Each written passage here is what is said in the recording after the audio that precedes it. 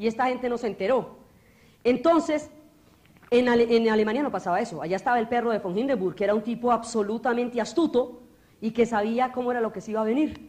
Entonces, cuando viene la revolución en Alemania, que la hacen Rosa Luxemburgo y Karl Liebknecht, el tipo lo que hace es coger a los socialdemócratas, que era el partido al cual ellos pertenecían, pero ellos eran el ala más radical, y les dice a los socialdemócratas, ¿por qué no van ustedes? O sea, si ustedes pactan conmigo las reformas a lo bien, yo les doy las elecciones que vienen, ustedes suben y gobiernan, y proponen su política.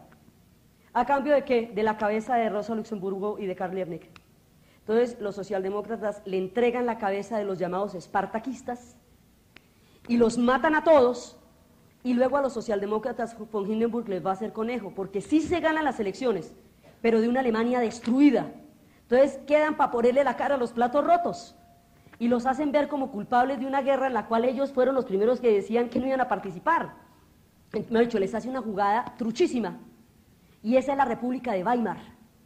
Entonces la República de Weimar es una cosa caótica e inestable, al mando de una gente que no tenía ni idea qué estaba haciendo ahí, pero al matar a los espartaquistas mataron la oposición que hubiera podido, digamos, enfrentarse a lo que el resentimiento creó. Y entonces sería el nazismo y no el socialismo el destino de Alemania. Porque sobre el resentimiento, la humillación, la crisis económica, la estanflación, el hambre, la derrota, va a germinar la semilla de la amargura en la forma de las botas y de los pasos de oca que cubrirán las calles de Berlín en los años 30. Entonces, Italia, que también queda como para votar, va a desarrollar también, primero que Alemania, el proyecto fascista. Entonces, en Italia, la revolución socialista es lo suficientemente tenaz para asustar a la burguesía y a los terratenientes, pero no tanto como para tomarse el poder. Entonces, los terratenientes hacen un pacto con unas organizaciones de barrio que ellos decían que había que hacer algo, y hacer viene del latín facer, de factio, de facto, de fascista. Entonces ellos crean los fascistas, y los terratenientes se alían y dicen que ustedes sean nuestro cuerpo de choque contra los socialistas, y nosotros les damos el billete para que ustedes pinten el mundo del color que quieran. Esa alianza que se ve en la película de Novecento, en la iglesia, entre Robert De Niro y Donald Sutherland, es la que va a permitir que el fascismo tenga las condiciones para financiarse y para crecer. Entonces, el fascismo es un proyecto en el cual el Estado lo es todo, absolutamente todo. La libertad es una concesión remota y eventual que el Estado concede solo en el caso de que lo considere necesario. La lealtad al Estado está por encima de la lealtad a la familia. La guerra es el estado natural del hombre, la paz es una debilidad y la democracia una deformación. Así, digamos, ese es el esquema fundamental de la doctrina fascista. Y la doctrina nazi tiene el mismo esquema, pero no sobre una teoría de Estado, sino sobre una teoría de partido. Exactamente la misma carreta, pero en el partido. Entonces ellos empiezan a crear unas organizaciones de clubes. A los chiquitos preescolares los tienen que los hijos de la lobilla, y luego que los hijos de la loba, y luego que los de la alia capitolina, de la historia de Rómulo y Remo. Y así hasta los clubes de las juventudes fascistas, de manera que todo el mundo en toda edad tiene que pertenecer a un club de esos. Y en Alemania va a pasar lo mismo también, desde los chiquitines hasta las juventudes hitlerianas, y las juventudes hitlerianas se le vuelve a usted un complique que si su hijo no está en la juventud hitleriana, a su familia le empiezan a negar cosas. La familia se empieza a ver afectada, entonces la presión sobre el pelado es muy tenaz, porque si el tipo no se mete, la familia se vuelve sospechosa ante el régimen. Mejor dicho, se volvió muy difícil oponerse. Realmente eso se fue envolviendo todos los lugares de la sociedad sobre el esquema de las antiguas glorias. Entonces Mussolini quiere recuperar el antiguo imperio romano, que era medio mundo, y va y se mete en Etiopía con los gases mostaza, donde los etíopes peleaban descalzos.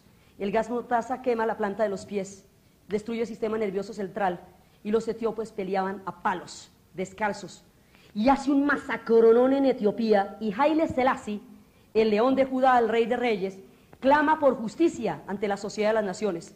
Pero Alemania e Italia se han vuelto ya tan poderosas que la sociedad de las naciones no quiere entrar en divergencia con ellos, y sencillamente se hace la pendeja y se disuelve por inoperante, porque si no sirve para dirimir ese conflicto, no sirve para dirimir ninguno. El caso de Etiopía es importante tenerlo en cuenta porque ahorita, cuando la guerra con Bosnia y Herzegovina, si Serbia le seguía mamando gallo a la OTAN y a las Naciones Unidas, era porque las Naciones Unidas no servían para nada. En últimas, por eso les tocó bombardear, porque ya era que les estaban haciendo así. Entonces, usted tampoco, o sea, una tribu no puede desafiar un orden internacional porque tampoco no. Entonces, eso disolvió la Sociedad de las Naciones. La Sociedad de las Naciones era el último recurso de mediación. Entonces ya no hay mediación, de todas maneras las mediaciones pueden ser tontas o pueden ser tibias, pero son mediaciones, eso es mucho más grave que no las haya, por un lado. Por otro lado, agréguele el crack del capitalismo, la crisis del año 30, la caída de la bolsa de Nueva York y la gente tirándose por los edificios, porque todo el dinero de una vida entera se volvieron papelitos. Entonces, si a usted le dicen mañana que todo lo que tiene en el banco, que el sueldo que le acaban de pagar y que todo lo que usted ha construido en una vida son papelitos, pues usted queda con una mano adelante y la otra atrás. Y por eso era que la gente se botaba de los edificios. Entonces, eso hace las cosas mucho más duras porque trae el desempleo masivo sobre los Estados Unidos y Europa. La crisis del año 30 agudizó, hizo más sombrías y más terribles las condiciones. La pelea del socialismo y el capitalismo y el fascismo se declara como una bipolaridad en cada país europeo. Se va a dar en Hungría y la pierden, salen todos los húngaros a encontrarse con los rusos y se encuentran con un tapón del ejército en la mitad que impide la alianza y Hungría queda derrotada. Y así en todos. En Austria hay una resistencia socialista, parece que de la anexión al Reich se opusieron algunos socialistas y la familia von Trapp de la novicia rebelde. Por lo demás todos se anexaron por plebiscito. Entonces, pues solamente el capitán von Trapp estaba bravo con la idea de anexarse a Alemania. Entonces, esa pelea se va dando en cada uno de estos países, pero la batalla final, la última, el laboratorio, lo que crea los bandos, lo que va a definir el rumbo inevitable de la guerra también, es España. Es la guerra civil española. España se viene desangrando ya desde hacía mucho tiempo, porque una España que quiere surgir por debajo de la España totalmente católica no tiene espacio. Y no va a tener espacio, sino que se va a romper ese país de por dentro. Hay un español que quiere vivir y empieza entre una España que muere y una España de bosteza. Entonces dice que una de las dos Españas ha del arte el corazón. Son dos Españas. Una España católica, unitaria, monárquica, imperial, de un imperio que no existe, como quien tiene los fantasmas de una pierna amputada que todavía le duele y ya no camina con ella. Se le fueron las últimas colonias en 1898 y a la generación a la que le dolía España, presencia cómo se derrumbó todo y no quedó sino un país atrasado en el carajo porque ya quedaron lejísimos de Europa, aunque queden allá, se les fue el tren de la historia. Entonces ellos, digamos, la sombra se cierne sobre ellos. Y esas dos Españas que se habían enfrentado entre las autonomías, esas España, la otra España quería ser vasca, quería ser catalana, quería ser socialista, quería ser republicana, quería ser muchas otras cosas, quería ser laica, fundamentalmente quería ser laica, pero la España unitaria no se lo permitía. Como no se lo permiten, ellas se van a romper. Entonces, cuando estalla la guerra civil, porque la guerra civil estalla porque los republicanos, digamos, ganan las elecciones. Los republicanos estaban pensando en hablar paja y en tener participación política y bueno, ¿y qué te digo? Y resulta que hicieron las elecciones y las ganaron. El susto, porque es que una cosa es que usted ponga a hablar paja en una cafetería y arregle el país, y a la salida de la cafetería lo esperen para que lo arregle. Calcule el susto tan tenaz, porque usted cómo hace, dice, bueno, a ver, tante la chacha la suya, tome el país, mire a ver qué hace con él. No, mira, no te lo tomes tan en serio. Entonces, en ese momento, pues ellos se toman el poder, ni modo, ¿no? ¿Y qué hacen con eso, no? Son un arcoíris de tendencias. Ahí hay gente hasta de un solo ojo.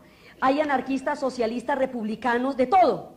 Mientras que los otros son de un solo bando.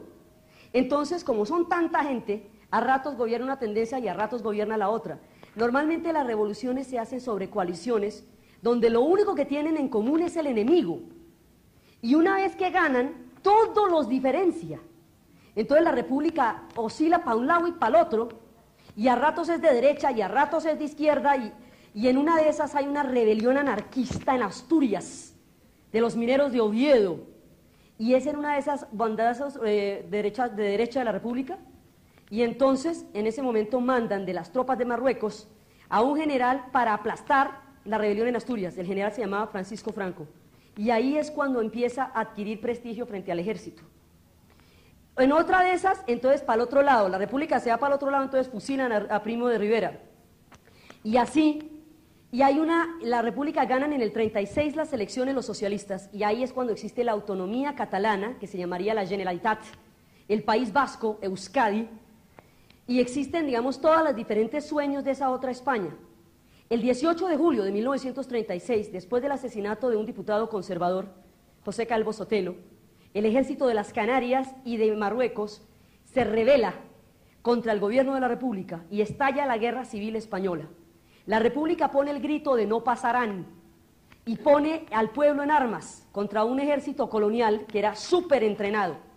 En ese momento, Alemania e Italia apoyan al bando de los nacionalistas monárquicos del ejército que comanda Franco.